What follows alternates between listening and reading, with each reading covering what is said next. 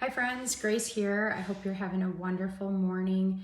I've got some interesting things in my mind this morning that I just want to share with you in the case that it could help you in any way. So I had horrible insomnia last night. I worked really late and just had all this energy I didn't know what to do with. Slept for a few hours and then was up by 2 a.m. And I have little dogs and little kids, and I'm like, if I get up and do something, it's just going to disturb everyone else. So I literally waited until 6 a.m. before I got up and got ready. And it just, whenever that happens, I just regret how I spent that time. And it happens, I'd say maybe once every 2 weeks for me. So I'm, ready to go at work. I have appropriate amount of energy and everything, but it got me thinking a lot this morning about the gaps in our lives and the time that we spend that we don't plan. And I know that we're all very busy, and I know that it's a lot of hard work to run a business, to lead a business, to, especially if you're a dental practice owner, that you don't get a whole lot of downtime, but it does happen and we all have gaps. So I'm gonna give you kind of an illustration today about how to better use your gap time.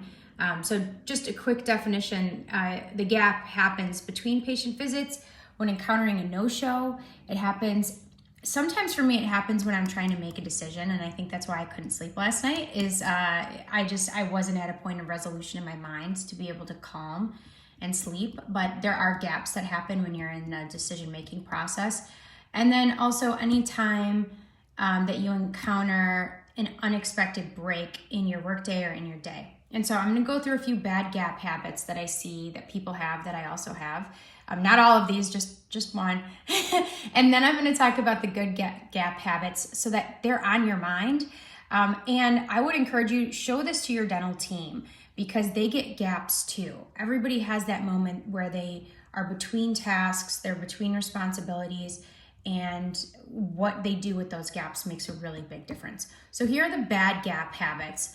Scrolling social media, it's highly addictive. You can pass the time that way, but it's not very productive in most cases.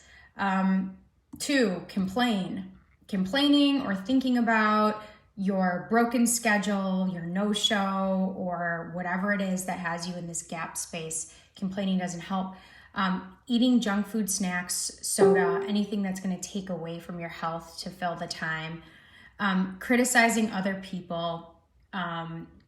Sometimes if you're in a gap space, you don't know what to do with yourself. You start getting critical maybe on yourself or other people. Another one that some people need to hear, I don't need to hear this one, but you flirt with someone who's not your spouse, or you start to fill that time with unproductive behavior or inappropriate relationships. Be aware of how you're spending your gap time. The flip side, positive gap habits, good gap habits. Post to social media to build your brand reputation for your business. Pray, express gratitude to God, go for a walk, text appreciation to someone on your team or someone in your life. Let your spouse know that you're thinking about them. It's just something to ponder. I don't think it's something we think about a whole lot, is what we do with those 5 minutes, 10 minutes here. For me, it was like 4 hours. But what do you do with your gap time? What good habits can you share in this group? Comment below. Thanks, guys. I hope you have a great day.